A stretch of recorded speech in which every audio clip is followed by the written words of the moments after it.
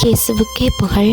இயேசுவில் பிரியமானவர்களே, இன்று நம் ஆண்டவர் 2 கொரிந்தியர் 12ஆம் அதிகாரம் 9ஆம் வசனத்தினூடாக இவ்வாறு நம்மோடு பேசுகின்றார். ஆனால் அவர் என்னிடம், என் அருள் உனக்கு போதும், வலுவின்மையில்தான் வல்லமை நிறைவாய் வெளிப்படும் என்றார். ஆம் பிரியமானவர்களே, எல்லா சூழ்நிலைகளிலும் நாங்கள் ஆண்டவரை நோக்கி மன்றாடுவோம். ஆபத்து காலத்திலேயோ மகிழ்ச்சியின் போதோ நாங்கள் ஆண்டவர்கிட்ட பாதத்திலிருந்து ஏதோ ஒரு வகையில் எங்களோட மனசுக்குள்ளே இருக்கிற உணர்வை வெளிப்படுத்துவோம். ஆனால் நாங்கள் பல நேரங்களில் கஷ்டத்தில் இருக்கும் போதோ சோதனைக்கு உள்ளாகும் போதோ தான் அதிகப்படியாக ஆண்டவர்கிட்ட ஜெபம் பண்ணுவோம்.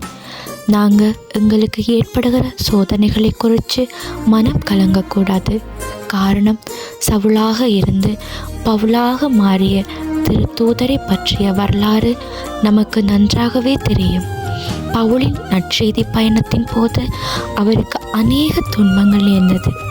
அவர் ஆண்டவரை நோக்கி, இத்துன்பங்கள் என்னை கோபப்படுத்தவே தான் சத்துருவால் எனக்கு நேரிடுது என்று கலக்கத்துடன் கூறி இதை என்னிடமிருந்து அகற்றிவிடுமாறு ஆண்டவரிடம் வேண்டினார். ஆனால் ஆண்டவர் அவரிடம் கூறினார், என் அருள் உனக்கு போதும், பலவீனத்தில் என் பலன் பூரணமாய் விளங்கும் என்று. ஆம் பிரியமானவர்களே, எங்களோட பலவீனத்தில் நாங்கள் ஒரு நாளும் துவண்டு போகக்கூடாது.